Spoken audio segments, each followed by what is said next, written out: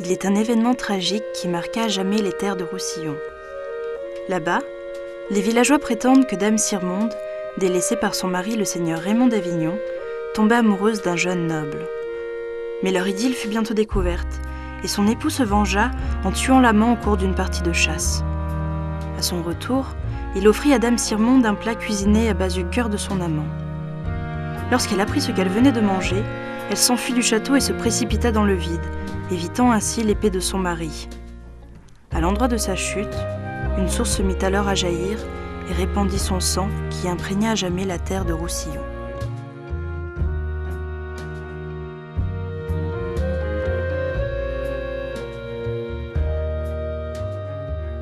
Il existe aussi une explication scientifique à la formation géologique de l'ocre à Roussillon. Toutes ces beautés là se sont formées il y a 120 millions d'années sous la mer. Alors on peut imaginer un fond marin plutôt lagunaire, une mer calme et avec des dépôts de sédiments sous forme sableuse et argileuse, le tout se mêlant l'un à l'autre et contenant du fer. Tout ça c'était vert lorsque c'était sous l'eau et bien entendu ça a pris la couleur des oxydes de fer lorsque ça a pris sa forme, disons, terrestre. Voilà. L'ocre on l'a utilisé sous l'Antiquité, même les hommes préhistoriques s'en servaient pour à des fins rituelles. Qu'au Moyen-Âge, on se servait de ces ocres-là pour peindre les intérieurs des églises, des cathédrales. Alors à partir de 1830, il va y avoir une forte demande, surtout avec le chemin de fer et le développement des transports maritimes. Notre usine donc, existe depuis 1901 et elle a été reprise par mon grand-père en 1974. Bien entendu, la guerre a perturbé l'industrie sucrière et de là est venu le déclin, avec aussi la venue de produits chimiques qui remplacent ce colorant, en particulier dans les peintures. Le marché sucrier était au point mort avec l'arrivée des colorants synthétiques. Dans les années 30, les usines ont fermé leurs portes les unes après les autres. Aujourd'hui, l'exploitation de l'ocre est réduite à la production de M. Guigou, qui produit chaque année 1200 tonnes d'ocre. En 1985, mon père et mon oncle sont venus rejoindre mon grand-père et ça a recommencé au niveau de la production autour des années 90. À Roussillon, l'industrie sucrière s'est arrêtée en 1960 lorsque le lavage de l'usine Mathieu s'est arrêté.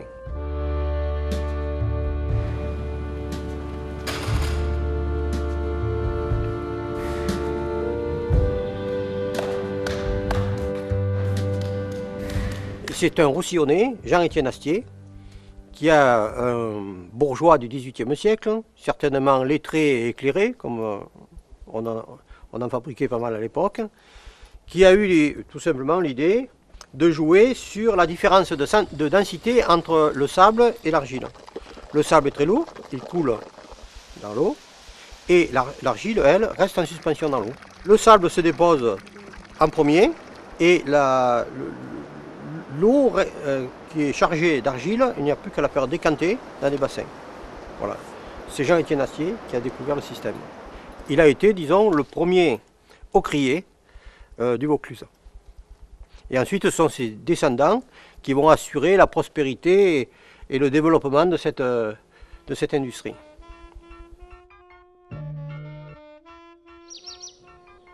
La fermeture des 50 usines et de la centaine de sites d'extraction au cours du siècle dernier a fait émerger chez certains la nécessité de créer un lieu de sauvegarde et de transmission des savoir-faire.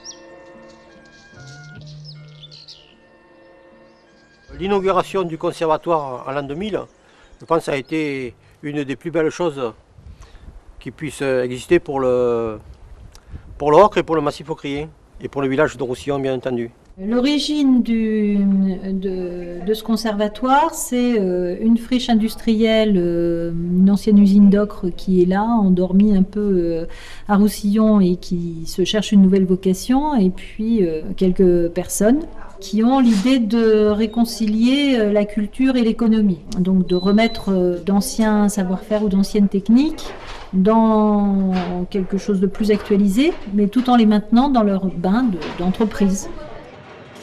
On extrayait en galerie, maintenant ça se fait à ciel ouvert depuis les années 55-60. Il faisait sécher l'ocre avec des briquettes, chose qu'on ne fait plus, puisque maintenant on le met dans des fours sécheurs. On a modernisé les machines et on a maintenant avec les engins mécaniques un ouvrier qui va faire le boulot de 40 personnes à l'époque.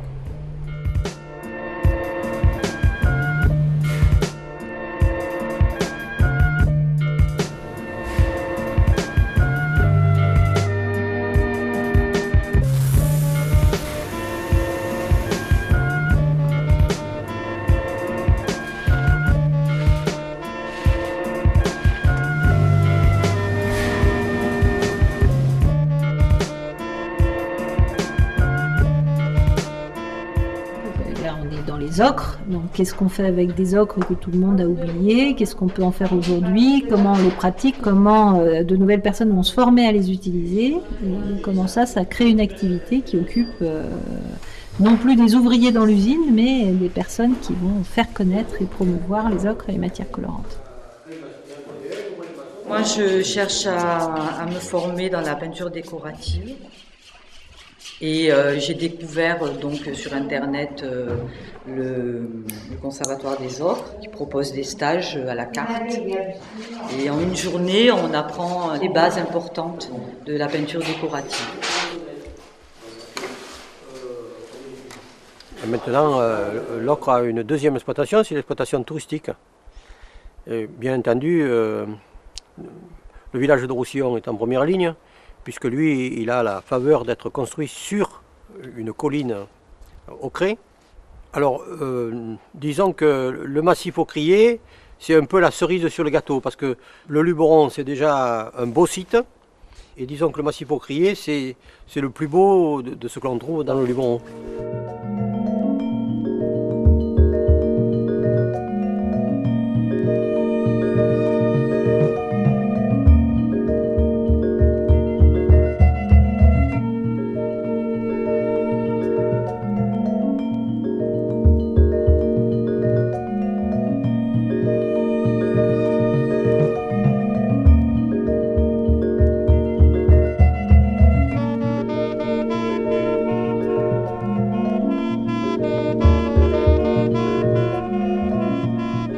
Évaluer à Roussillon à peu près la venue de 400 à 500 000 personnes par an. Donc c'est toute la chaîne économique qu'il faut reconstituer. C'est pour ça qu'ici on fait visiter, mais on forme aussi. Et puis quand les gens veulent utiliser les pigments, il faut pouvoir leur vendre, leur montrer dans des bibliothèques de consultation les différents effets que ça peut donner. Et ça, c'est valable autant pour les ocres que différentes techniques qui utilisent d'autres matières colorantes. Alors il faut que dans l'avenir, autour du conservatoire, on développe tout ce concept, toute cette belle chose qui est écologique, qui est merveilleuse sur le plan de la culture, du savoir-faire. Nous avons donc tout ce qui est artisan, peintre, maçon, donc pour les façades. On a bien évidemment le particulier qui est très demandeur puisque depuis les années 2000, avec l'aide des journalistes pour certains magazines, ça a un effet très mode. Donc on a le grand public qui veulent aussi, le particulier qui veulent aussi avoir leur intérieur fait avec les ocres. Donc principale concurrence effectivement ce sont les pigments synthétiques mais qui n'ont pas les qualités de l'ocre qui est pigment naturel, qui est indestructible aux UV, qui a des couleurs que les oxydes synthétiques n'arrivent pas à reproduire.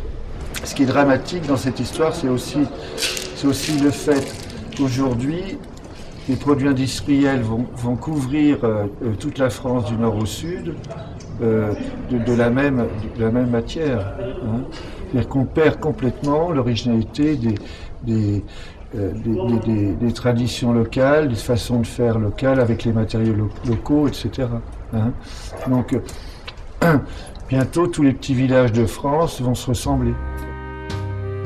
Dans un contexte économique de modernisation et de surproduction, le massif des ocres de Roussillon est l'illustration au niveau local du grand défi lancé à l'homme pour les années à venir. Saura-t-il conjuguer savoir-faire anciens et techniques modernes, exploitation des sites et ressources naturelles ?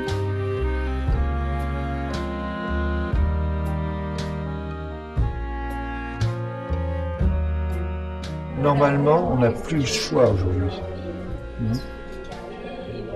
Il faut absolument, impérativement revenir à autre chose, retrouver autre chose. Mais je ne sais pas si on va réussir. C'est une question très problématique, non ?